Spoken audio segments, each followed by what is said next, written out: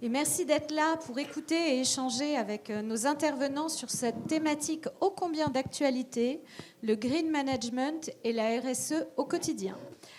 Pour débattre, j'ai le plaisir d'être accompagnée de 4 intervenants à qui je vais demander de bien vouloir se présenter. Et Frédéric, on va commencer par vous, si vous le voulez bien. Merci beaucoup. Donc, je suis Frédéric Chemaly. Je suis très impressionnée par cette salle. Je vois qu'il n'y a même pas assez de chaises. Ça montre effectivement l'intérêt pour le sujet. Donc, je suis DRH des Galeries Lafayette. Je m'occupe aussi du développement durable. J'ai rejoint l'entreprise il y a 8 ans. Et avant, j'avais travaillé dans d'autres entreprises de commerce. Damien. Bonjour, Damien Dumas, je suis directeur de la stratégie du groupe Apicil. Le groupe Apicil est le 3e groupe de protection sociale. Et donc, dans mes fonctions de stratégie sont intégrées la coordination des sujets RSE. Eric.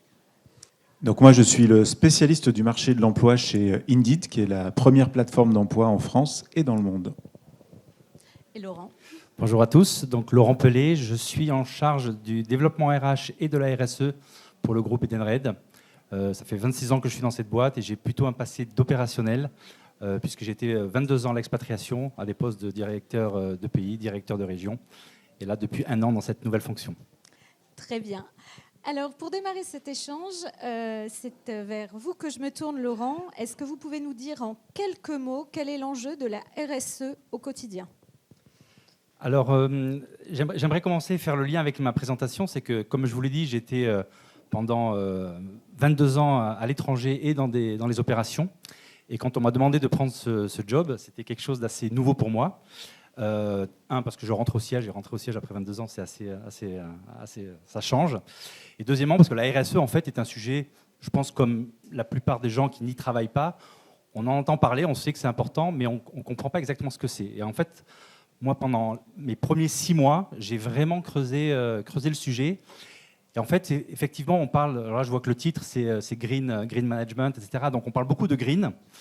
Mais en fait, la RSE, c'est vraiment la responsabilité sociétale des entreprises. Donc c'est que font les entreprises pour pouvoir avoir une économie durable. Et donc il y a vraiment trois gros piliers de cette approche. Et vous avez sans doute entendu parler des termes ESG.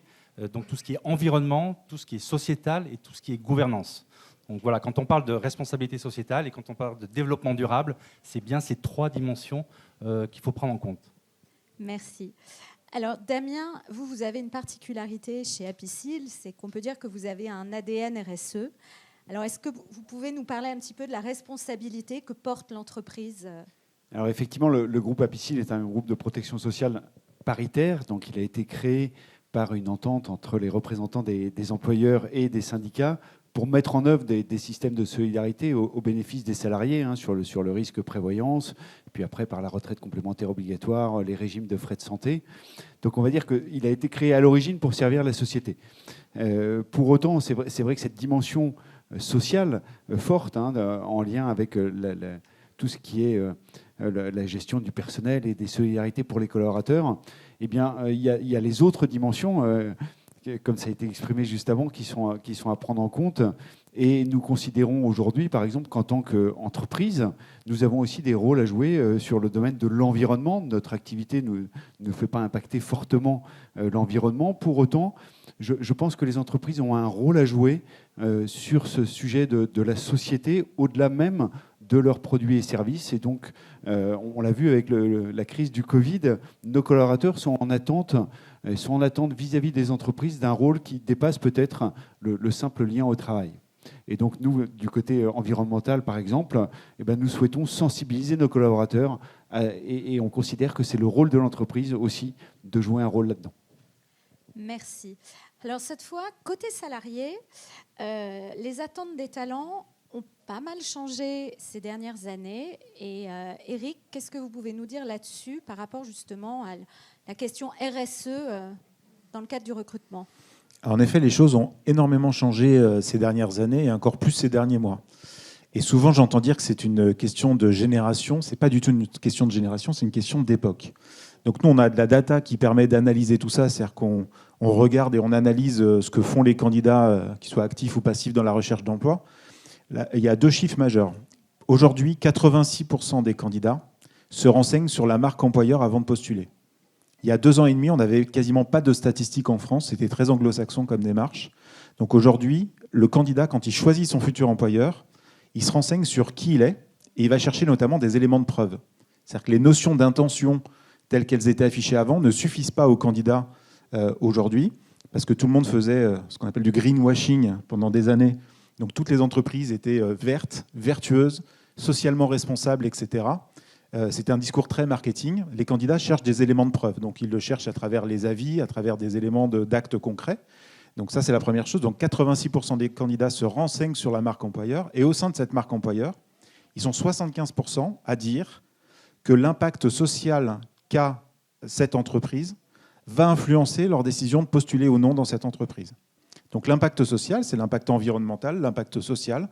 En gros, que je m'appelle Happy Seal, Edenred, Galeries Lafayette, concrètement, qu'est-ce que vous faites pour agir dans la société, au sein de la société, et quel est votre impact à ce niveau-là, quoi. Et la volonté majeure des collaborateurs aujourd'hui, ce qui fait la différence entre un employeur A et un employeur B, c'est le sentiment de fierté.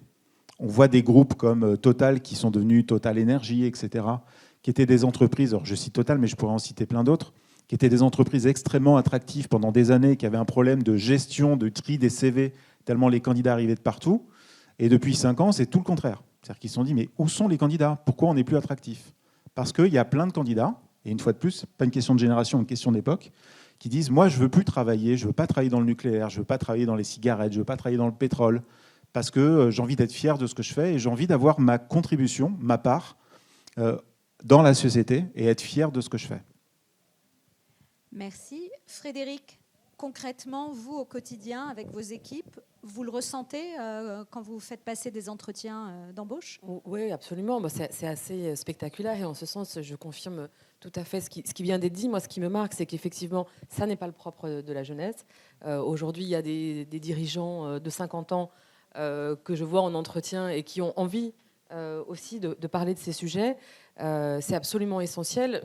Effectivement, le côté preuve est essentiel aussi. Moi, ce qui me frappe, c'est que, d'ailleurs, les candidats n'attendent pas forcément des choses extraordinaires. Je pense qu'ils sont conscients aussi que, une entreprise, elle fait ce qu'elle peut, mais la notion d'amélioration continue, même de faire des petites choses, est très valorisée. Et nous, on s'est rendu compte que, par exemple, sur LinkedIn, le nombre de likes était le plus élevé sur des petites choses, comme de dire tel groupe de salariés a fait ça. C'est ce genre d'annonce qui récolte le plus de likes et le plus d'interactions avec la marque employeur. Donc il ne faut pas hésiter à mettre en avant, y compris des choses qui semblent modestes, mais qui font vrai.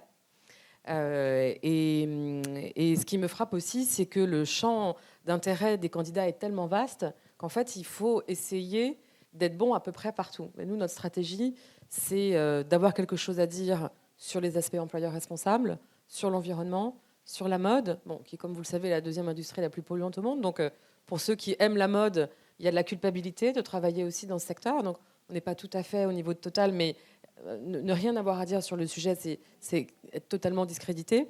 Mais pour certains, ça va être le bien-être animal, l'égalité homme-femme, et vos camions, ils roulent comment. Donc, c'est une très, très grande variété, à tel point que nous, on a ressenti le besoin de former nos recruteurs et nos RH de façon assez précise sur l'ensemble de nos actions, parce qu'ils pouvaient être pris à partie, ou en tout cas avoir des questions sur lesquelles ils pouvaient être un peu courts parfois, et c'est devenu très important dans leur métier. Merci. Damien, on a vu donc les attentes des futurs collaborateurs prennent vraiment en compte la RSE. Quelle stratégie une entreprise doit-elle mettre en place pour sa politique RSE ? Alors, je pense qu'on revient à la question du sens. Comme je l'exprimais, Happy Seal a un objectif sociétal dès l'origine, et pourtant, nos collaborateurs et nos clients n'étaient pas forcément, au fur et à mesure du temps, du développement de nouvelles activités, n'étaient pas forcément très au clair sur on sert la société, oui, mais comment et dans quel domaine. Donc on a profité de la loi Pacte en 2019 pour se dire faisons ce travail au travers de la révélation de la raison d'être. Essayons de trouver finalement qu'est-ce qui est caractéristique d'Happy Seal, quels sont les domaines sur lesquels nous sommes reconnus, nous sommes bons, et sur lequel on va pouvoir appuyer notre raison d'être. Donc on a fait ce travail de manière très collaborative avec l'ensemble des entités du groupe et en associant des collaborateurs. Ça nous a permis de sortir notre raison d'être par une relation proche et attentionnée, soutenir toutes les vies, toute la vie.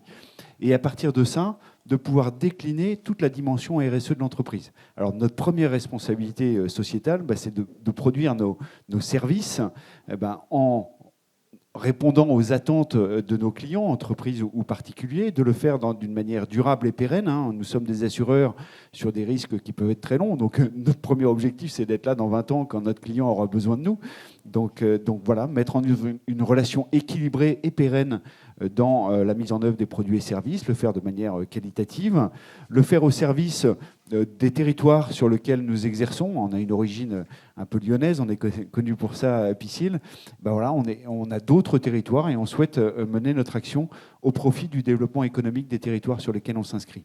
Et ensuite, on a complété, alors j'ai déjà parlé de la partie environnement, dont on a dit qu'elle était maintenant incontournable, mais aussi dans nos actions sociales, de se dire on ne peut pas intervenir dans tous les domaines. Donc nous avons choisi de décliner à partir de soutenir toutes les vies, toute la vie, ça veut dire laisser personne de côté.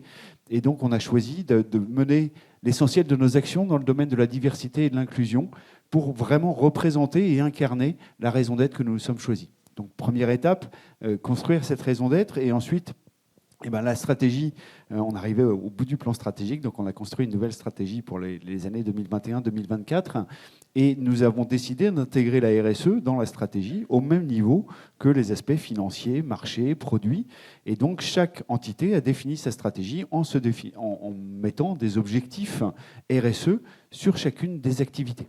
Donc vraiment intégrer finalement la RSE, donc je suis directeur de la stratégie, pas de la RSE, puisque la RSE, je souhaite qu'elle soit portée complètement par les opérationnels. Alors j'ai un rôle de coordination et d'animation, mais le but c'est de faire intégrer ça à l'ensemble des métiers et à l'ensemble des managers qu'ils prennent cette responsabilité-là.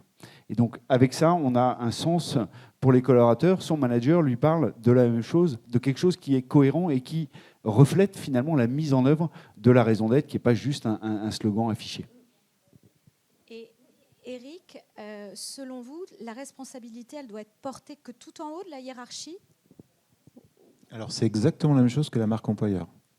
L'erreur à ne pas faire, c'est de nommer quelqu'un qui soit en charge de ça, qui ne fasse que ça, et qui soit tout seul à le piloter. Ça doit être vraiment porté par tous, à tous les niveaux.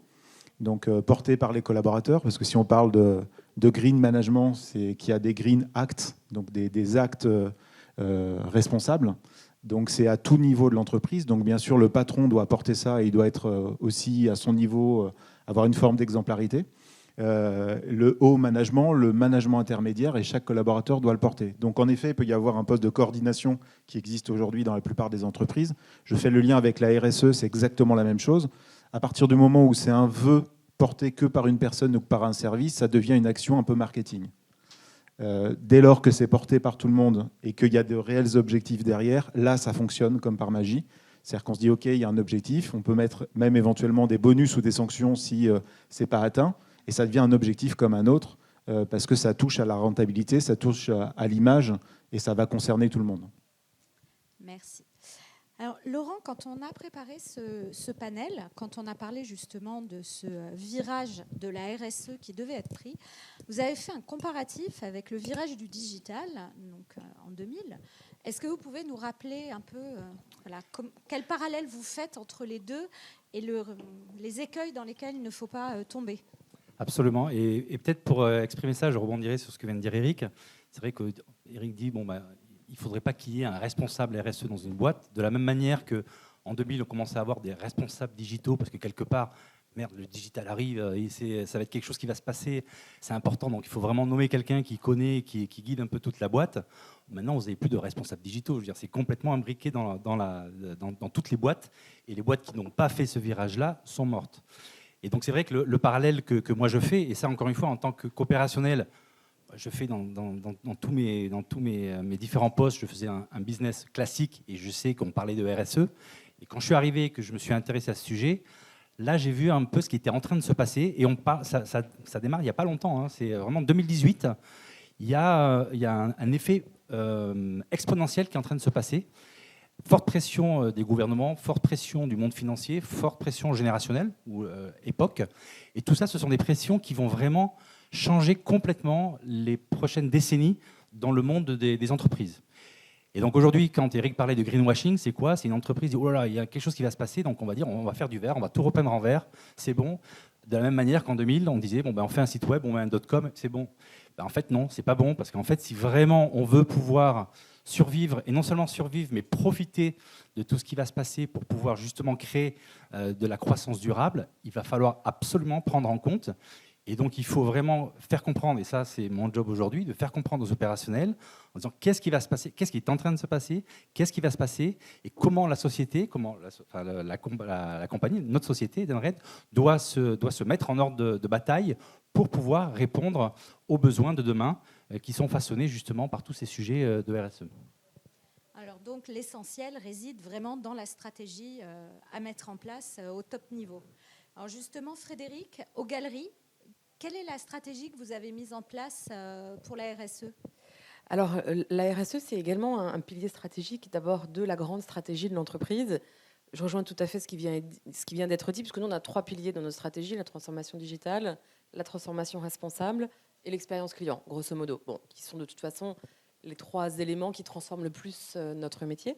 Et effectivement, la crise, elle a été très dure pour nous, puisqu'on a été fermé 106 jours en 2021 et 106 jours en 20 et 107 jours en 2021. Donc ça a été très dur pour les grands magasins et il y a une partie de notre clientèle qui n'est toujours pas revenue.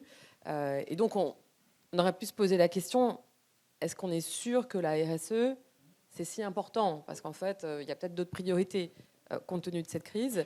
Et au contraire, on a souhaité réaffirmer sa place dans notre stratégie.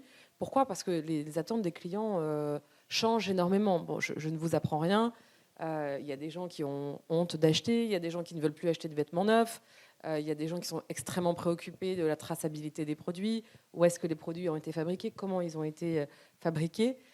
Et donc, il y a déjà 5 ans, on s'est dit qu'on avait un rôle à jouer dans un peu ce brouillard ou ce paysage très confus, parce que effectivement, les marques disent beaucoup de choses, il y a beaucoup de greenwashing, et quand on va voir un grand magasin comme les Galeries Lafayette, qui sont un peu une institution, on s'attend à ce que ce soit sérieux, et la notion de service, elle intervient là pour aider le client à s'y retrouver dans cette jungle. Il y a aussi beaucoup de... Vous lisez Made in France, Made in France, ça veut dire qu'il y a 30% des composants qui viennent de France. C'est loin, on est loin des 100%. Donc, et tout le monde sent confusément que c'est un peu... Alors, dans l'alimentaire, il y a Yuka, qui est une façon de regarder les produits, qui peut être discutée, mais c'est quand même intéressant. Ça n'existe pas dans la mode. Si ça existait, on n'aurait pas eu besoin de faire grand-chose, parce que le consommateur pouvait aller directement sur ce type d'application. Aujourd'hui, ça n'existe pas. Et donc, on a lancé un label qui s'appelle Go for Good, avec un cahier des charges présenté aux marques, en disant aux marques, nous, on souhaite valoriser vos initiatives. C'est difficile de rendre un produit un peu plus responsable. Nous, on ne parle jamais de produit responsable parce qu'à partir du moment où on fabrique quelque chose, ça a un impact. Mais il y a des façons de faire qui sont un peu plus responsables que les autres. Délaver sans eau, tanner de façon végétale, réutiliser des produits, etc., etc. Donc on a fait un cahier des charges qui est assez vaste parce que ça couvre tous nos secteurs, la beauté, le prêt-à-porter, le soulier, le food, etc., pour distinguer et valoriser chez nos partenaires, les marques, les efforts qui étaient faits et proposer service aux clients. Donc au début, on s'est lancé un peu comme ça. On avait 150 marques à peu près qui nous ont rejoints. Là, on est dans la 4e année. Et aujourd'hui, c'est 600 marques qui se sont engagées. Il y a des marques, suite au lancement de ce mouvement, qui ont créé une direction RSE qui n'existait pas, qui ont pris notre cahier des charges et qui ont dit « OK, on change notre façon de faire ». Alors, pas parce qu'on leur a dit, mais parce qu'ils sentaient que de toute façon, le secteur était en train de bouger très fortement.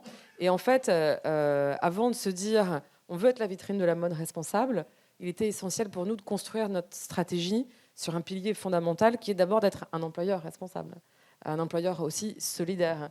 Et donc, on a regardé un peu ce qu'on faisait en termes de politique RH en pratique.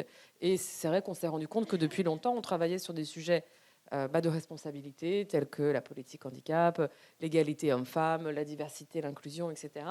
On s'est dit, ça va à peu près, mais il y a des domaines où on est moyen, essayons de nous améliorer. Puis sur ce socle, on a posé un 2e socle qui est d'être acteur de la transition écologique, parce que nos activités ont des conséquences, les transports, le bâti, l'énergie, etc. Donc on a travaillé aussi ces sujets-là pour être à peu près cohérents. Et seulement au-dessus, au 3e étage de la fusée, vitrine de la mode responsable, où là on parle aux clients et où on prend nos responsabilités aussi vis-à-vis du client. Juste pour abonder sur ce qui vient d'être dit, c'est qu'il faut bien faire la différence entre les bénéfices et les conséquences de ça. C'est-à-dire qu'en fait, les bénéfices sont du long terme. Donc c'est comme la marque employeur, c'est une stratégie qui est sur le long terme. Exactement ce que tu as dit, on est en pleine crise, est-ce que c'est vraiment une priorité ? Oui, ça l'est, parce que ça va l'être de plus en plus, mais ça prend du temps.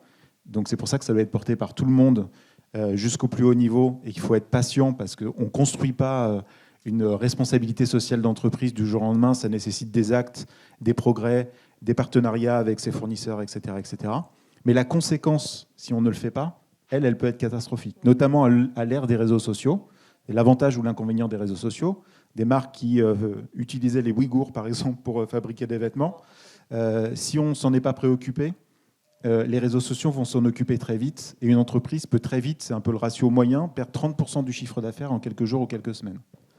Donc c'est un exemple parmi tant d'autres, mais pour dire qu'aujourd'hui, il faut s'en occuper et que les consommateurs et les candidats que nous sommes potentiellement sont extrêmement renseignés, se renseignent de plus en plus avant d'acheter. On est tous un peu plus responsables par rapport aux actes qu'on mène. Merci. Alors on a dit que la RSE, il fallait embarquer tout le monde. Ce n'était pas juste la direction, juste le management. Alors Damien, est-ce que vous avez des bonnes pratiques à partager pour embarquer tout le monde et pour laisser personne de côté ? Alors, on a effectivement donné le sens au travers de ce que j'ai explicité tout à l'heure. Alors, c'est encore, comme tu l'exprimais, quelque chose qui prend du temps. Hein. Donc, pour vérifier que tout le monde était embarqué, on a mis dans nos indicateurs stratégiques des indicateurs RSE. Et puis après, on va décliner dans tout notre système de management, vérifier que chaque tableau de bord des entités opérationnelles intègre bien cela. Donc, on a quand même une approche qui est top-down et qui, en fait, croise une volonté et une attente des collaborateurs qui est exprimée au début. Et donc, pour ça, on a souhaité, nous, proposer à ce que les collaborateurs puissent s'investir eux-mêmes dans des actions. Donc, on a créé une communauté des référents climat, donc avec des collaborateurs qui viennent travailler avec nous, travailler ensemble. Ils vont être finalement un pilier pour diffuser et sensibiliser l'ensemble des collaborateurs. Ça ne passera pas par la voie hiérarchique. On va s'appuyer sur ces référents parce que c'est des gens qui sont appétents, qui ont envie de faire ça et qui nous apportent un certain nombre d'idées.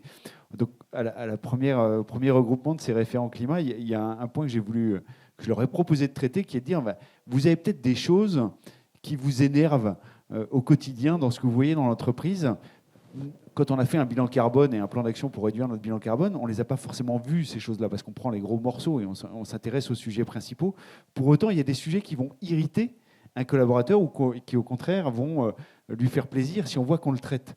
Et donc, on a fait ces sujets, essayer de trouver les lumières qui ne sont pas détecteurs automatiques. Je reviens, et puis 2 heures après, les lumières encore allumées, les écrans qui restent allumés tout le week-end. Voilà, des petites choses très basiques, mais qui finalement permettent aux collaborateurs de sentir que, oui, aussi, ce que lui perçoit a une importance et on le prend aussi en considération. Alors, je vais juste donner très rapidement un exemple un peu personnel. Après le confinement, je me suis dit, tiens, je vais passer au vélo.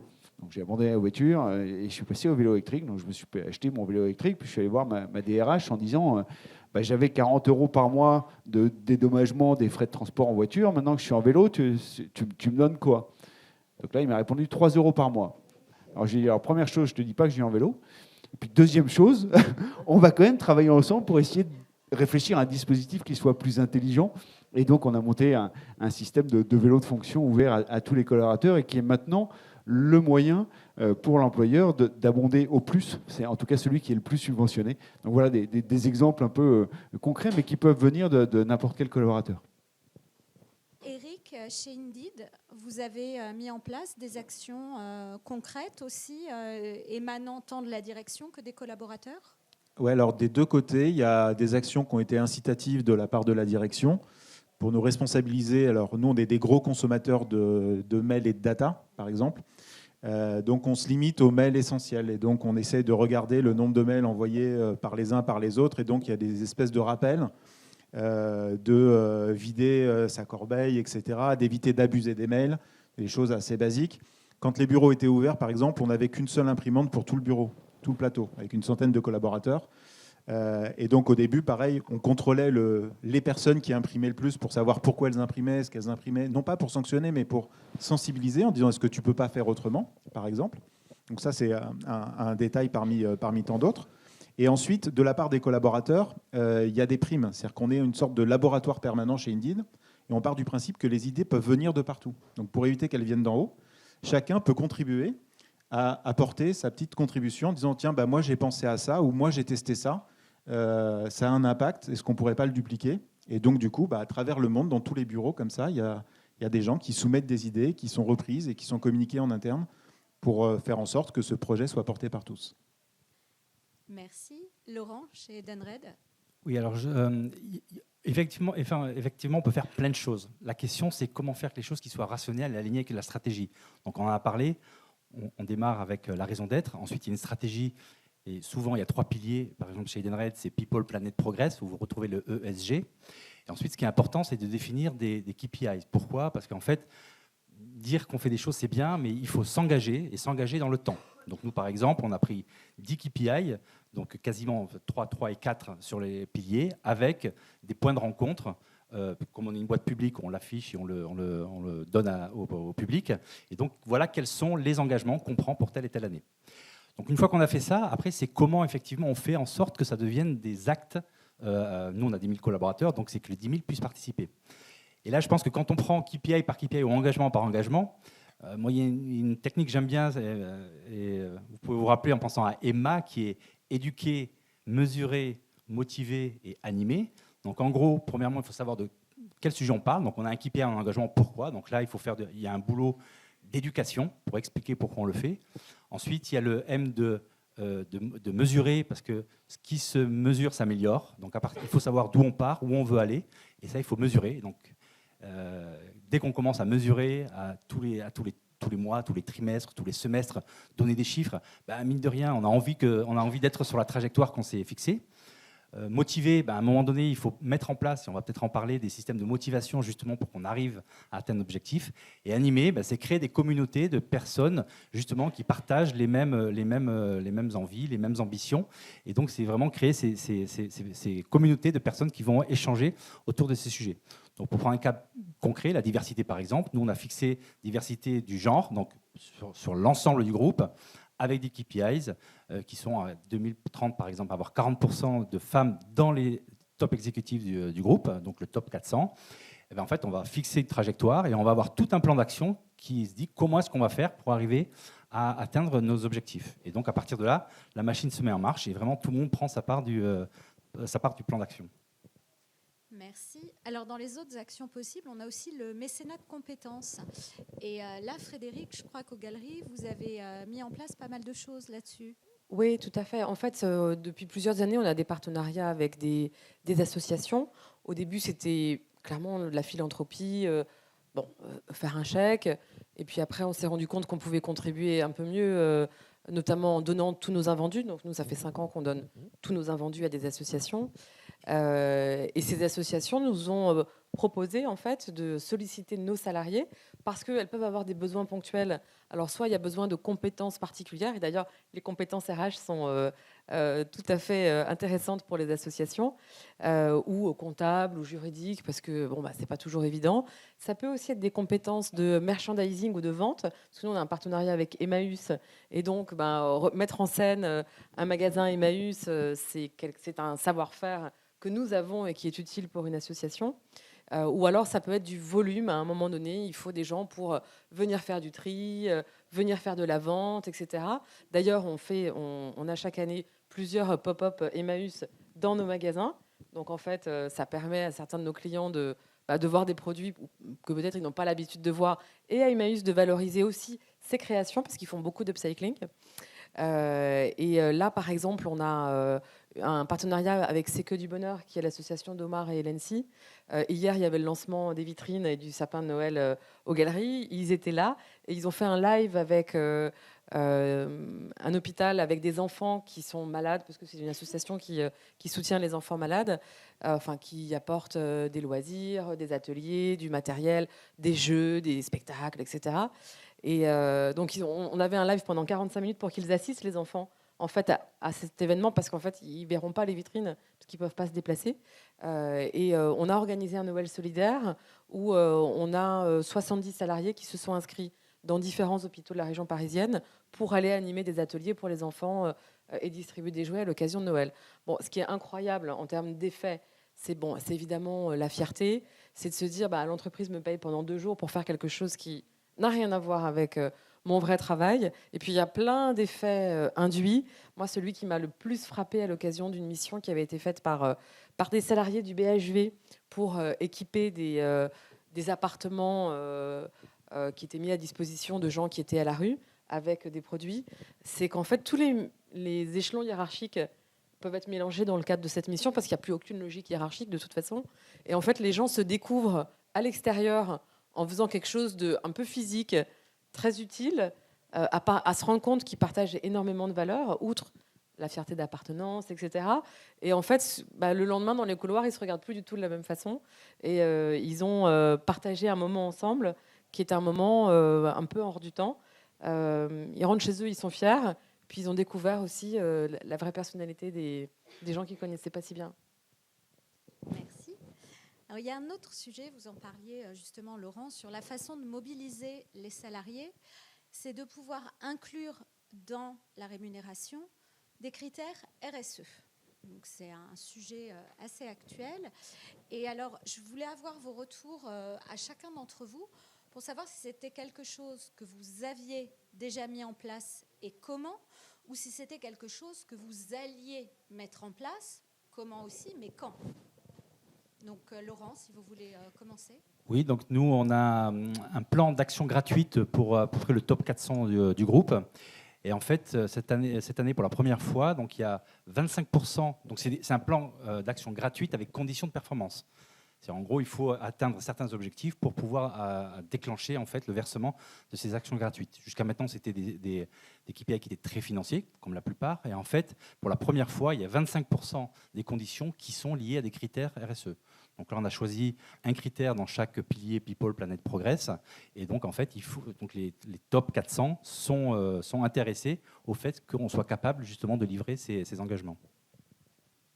Au niveau du top management chez Indeed, il y a des objectifs RSE depuis 5 ans. Et il y a notamment l'objectif zéro carbone qui était fixé à 2025, qui a été atteint cette année.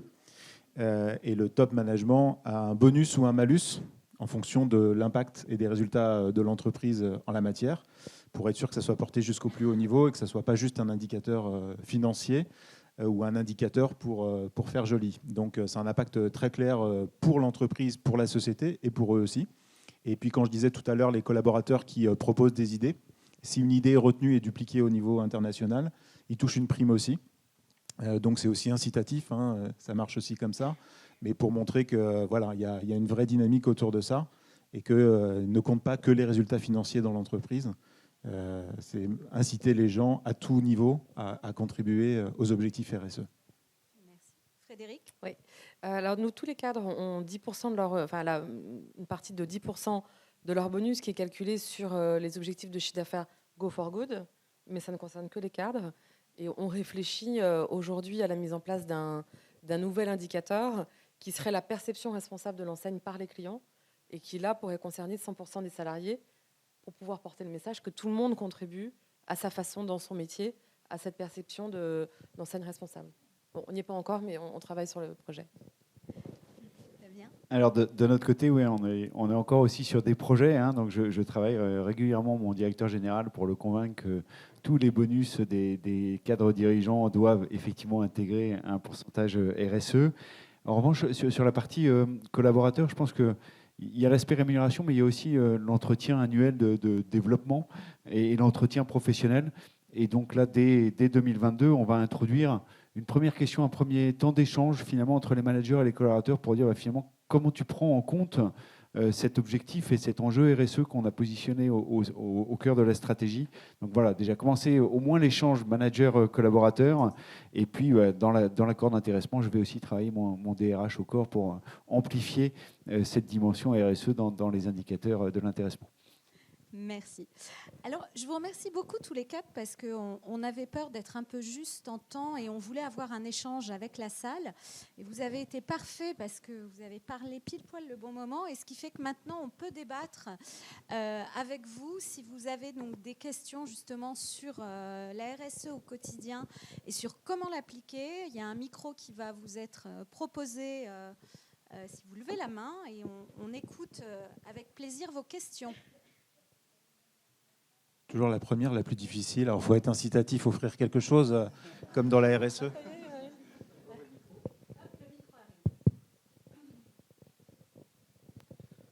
Bonjour, Frédéric Fay, DRH du groupe Apicil.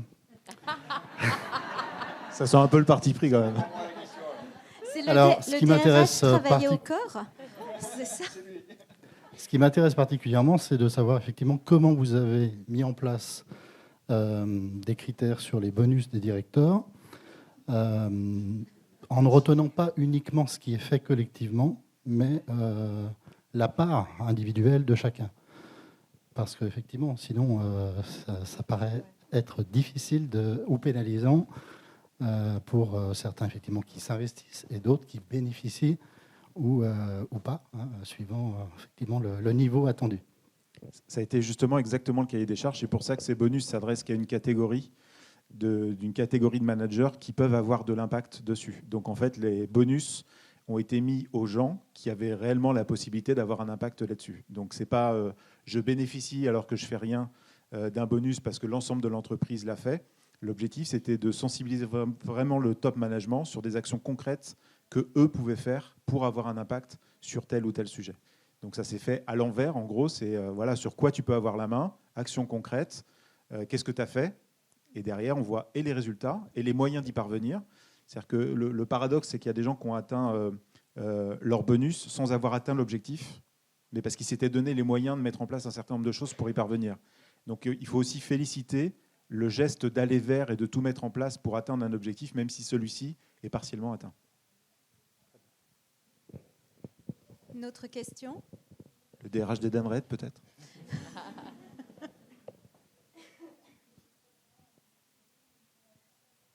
Non, rien ? Rien sur la RSE ? Vous n'avez pas de questions ?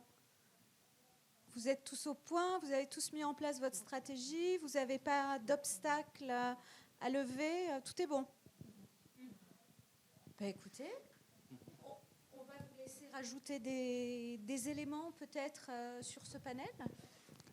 Oui, mais il y a quelque chose que j'aimerais bien dire et que c'était pas directement lié à la question, mais un truc qu'on a fait aussi et qu'on a mis en place. Encore une fois, moi venant de l'opérationnel, et je pense dans la plupart des boîtes, il y a des business reviews mensuels. Donc en gros, chaque mois, on prend le PNL, on prend ce qui s'est passé dans les opérations et on fait la business review. Et en fait, avec mes équipes RSE, on a mis en place des CSR reviews. Donc c'est-à-dire qu'on a donc les dashboards qui sont les objectifs groupes, qu'on a découpés en disant, si on veut faire les objectifs groupes, qu'est-ce que doit faire chaque pays, chaque région, etc. Et donc chacun s'est retrouvé avec sa quote-part de boulot à faire pour pouvoir faire les objectifs groupes. Et donc maintenant, la nouveauté, c'est qu'on fait des CSR reviews. Donc ça, c'est assez nouveau parce qu'avant, c'était que les business opérationnels. Et maintenant, on est là en disant, bon, OK, les émissions de gaz à effet de serre, la diversité, enfin tous les sujets, en fait, les 10 KPIs, on fait des revues. Et donc là, ça commence petit à petit à rentrer comme un process, comme une routine, y compris dans les budgets, y compris dans les plans à 3 ans, etc., etc. Donc ça, voilà, c'est aussi une pratique, je pense, qui est intéressante. C'est finalement de copier ce qui se fait très bien, parce que depuis des années, dans toute la finance, dans toute la business, dans la partie business opérationnelle. Merci. Juste 2 choses pour compléter sur la partie RSE, mais plutôt diversité et inclusion. Là aussi, il ne faut pas que ça soit juste une intention, il faut qu'il y ait des actes. Et c'est d'autant plus le moment de le faire qu'on est aujourd'hui dans un marché candidat. C'est-à-dire qu'en gros, aujourd'hui, les candidats ont le choix. Bonne ou mauvaise nouvelle, ça ne va pas s'améliorer. Il y a une étude Korn Ferry qui est sortie, je crois, la semaine dernière, qui annonce que d'ici 2030, la France va manquer d'1,5 million de profils qualifiés, ce qui va générer 165 milliards de pertes, 6,5 points de PIB pour la France. C'est juste une catastrophe. Donc ça veut dire qu'il faut recruter différemment. Recruter différemment, la diversité et l'inclusion fait partie de ça. Donc il faut arrêter de recruter toujours les mêmes profils de la même façon, qui viennent des mêmes écoles, du même sérail. Les candidats sont beaucoup plus mobiles qu'on ne le pense, pas forcément géographiquement, mais en tout cas changer de secteur d'activité, c'est tout à fait possible. Quand on a 2-3 compétences de base, ça nous ouvre à tout un tas de métiers. Donc ça veut dire que les RH doivent évoluer là-dessus, recruter des profils différents, investir davantage dans la formation et avoir surtout des collaborateurs, une fois de plus, qui ressemblent à la société dans laquelle on travaille. Donc ça veut dire que si la société évolue, il faut avoir autant de seniors, de jeunes, d'hommes, de femmes, etc. Enfin, l'entreprise doit être à l'image de la société dans laquelle elle évolue. Donc ça, c'est pour le côté RSE sociétal pur. Et sur le côté green, le Covid nous a obligés à basculer d'un monde à l'autre. 95% de mes clients avant le Covid me disaient le télétravail chez nous, c'est impossible et c'est pas culturel. Et je leur disais, pourtant, dans les mots-clés tapés par les candidats, ça évolue fortement, donc ça serait un moyen de faire la différence. Du jour au lendemain, c'est devenu possible. Miracle. Donc comme quoi, c'est quand on est au pied du mur, souvent qu'on avance. Et pour le green, c'est un moyen aussi extrêmement efficace d'éviter de se faire déplacer un certain nombre de collaborateurs régulièrement. Donc ça fait des économies carbone qui sont monstrueuses. On en parlait entre nous quand on préparait sur les véhicules de fonction, etc. Il y a plein d'entreprises où c'était culturel. Aujourd'hui, si vous offrez du flex office ou du télétravail, le collaborateur ne va pas vous demander une voiture. À partir du moment où vous le remplacez, vous lui remboursez les frais de transport, le train quand c'est nécessaire, etc., ça lui suffit largement. Il n'a plus la nécessité de venir tous les jours mécaniquement au bureau, en tout cas pour une certaine partie de la population. Voilà, donc il y a des choses concrètes qui sont en train de se passer, qui sont possibles. Et c'est là où Edenred vous offre un ticket mobilité. Donc, vous voyez, quand il y a des opportunités, effectivement, tous ces changements créent des opportunités pour une boîte comme nous. Moi, je voulais juste peut-être rajouter un point qu'on a peu évoqué. C'est que finalement, ça transforme aussi les relations avec nos autres parties prenantes, avec les clients, avec les fournisseurs.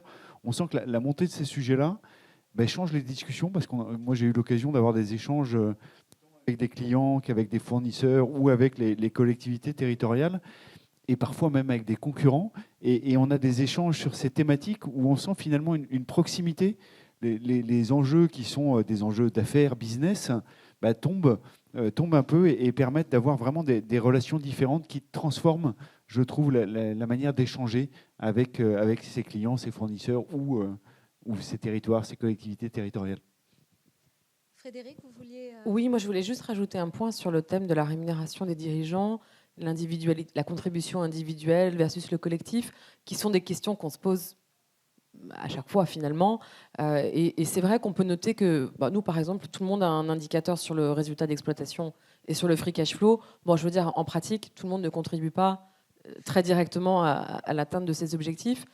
Et du coup, mettre un objectif de responsabilité ou d'engagement, c'est un peu un acte de foi peut-être au départ, de dire peut-être que tout le monde n'y contribue pas, mais je suis très sérieux puisque je suis prêt à vous rémunérer. Il y a tout un tas de gens qui verront un signal et qui peut-être vont commencer à pivoter. Donc peut-être qu'au départ, il faut un peu accepter de cramer du fuel, peut-être pour pas grand-chose, mais peut-être qu'à la clé, il y aura un retour beaucoup plus puissant que sans le faire.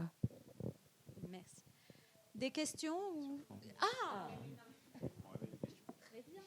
Le micro arrive.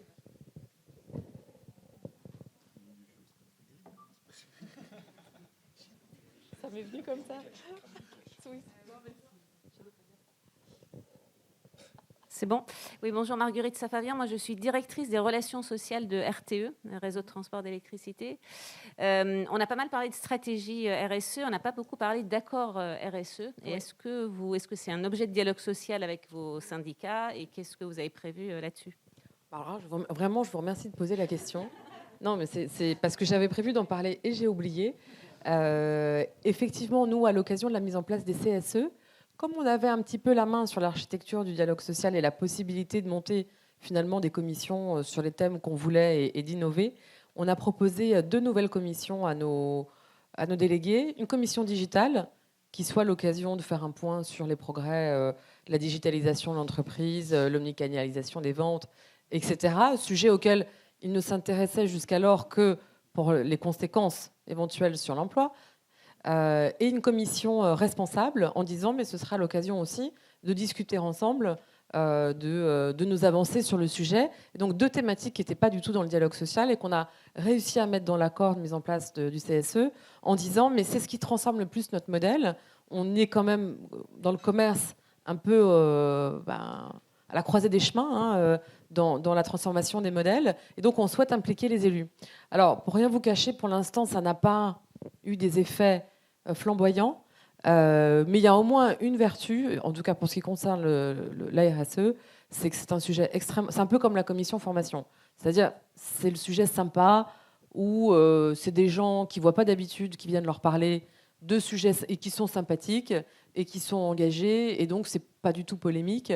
Et même à l'occasion, mon directeur RSE me dit qu'il apprend plein de choses parce qu'il apprend qu'un tel et tel salarié est super engagé. On a un rayon alimentation pour animaux au BHV. On a appris qu'ils donnaient tous leurs invendus à la SPA. On ne savait pas. Bon, bref, il y a des choses qui remontent du terrain très directement, qui sont aussi très sympathiques et qui, en tout cas, contribuent à un dialogue social détendu sur des sujets pourtant très importants. Et moi, j'ai la chance de faire partie du CSE d'Indeed France. Donc, ça fait partie des sujets qui sont à chaque fois abordés à chaque réunion. Et on a 3 référents RSE au sein du bureau de Paris, sur l'égalité homme-femme notamment, qui était un vrai sujet, sur discrimination, harcèlement, et puis sur l'aspect vert aussi. C'est notre informaticien, par exemple, qui nous l'a dit il n'y a pas très longtemps. On renouvelle régulièrement le parc d'ordinateurs portables. C'est des MacBook Air, donc plutôt sympa. Donc tous les 2 ans et demi, 3 ans. Et en fait, on donnait à une association, mais on ne savait pas trop où ça allait, etc. Et en fait, on a proposé que ça vienne plutôt des salariés. Donc, en fait, on aide à chaque fois une école ou quelque chose. Enfin, on a une action très concrète et qui vient de la part d'un collaborateur. Donc, c'est lui qui propose là où ça doit aller. Pour les tickets restaurants aussi, on a mis en place quelque chose avec les restaurants du cœur.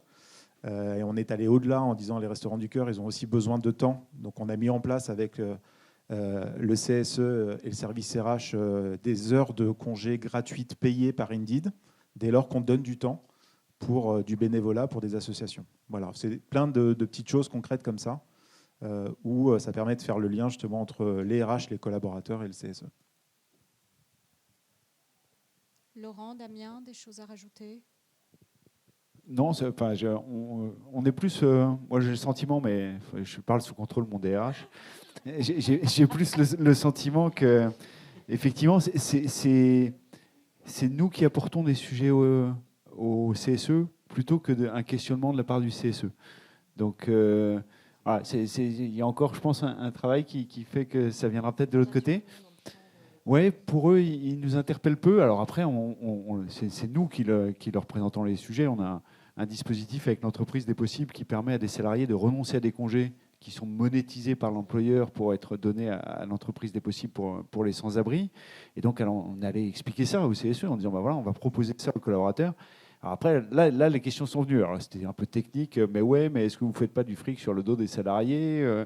Parce que s'il donne son congé, vous ne payez pas les cotisations employeurs. Donc, on a dû lui prouver qu'on faisait tout le calcul pour redonner l'équivalent des cotisations employeurs également à l'entreprise des possibles. Donc voilà, je les trouve aujourd'hui plus défensifs que vraiment demandeurs.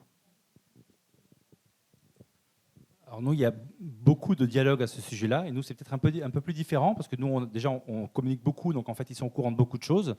Et par rapport à ce que disait Damien tout à l'heure, c'est qu'il y a vraiment la stratégie, donc les choses qui sont importantes et auxquelles l'entreprise doit s'occuper en premier. En fait, souvent, ce qui remonte, c'est les petites choses qui ne sont pas vraiment dans l'aspect stratégique, mais en fait, qui sont les choses qui dérangent tous les jours. Et donc ça, c'est des choses qui remontent, parce que peut-être, voilà, c'est un peu des trous dans la raquette.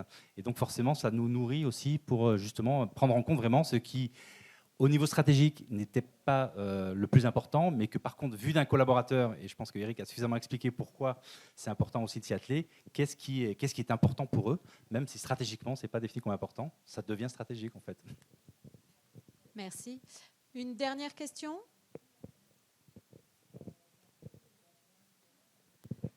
Très bien. Eh bien, je vous remercie d'avoir assisté à ce panel. Je vous invite à rester dans la salle si vous souhaitez savoir comment les autres membres du COMEX vont définir la DRH de demain, donc qui sera le sujet du prochain panel. Merci.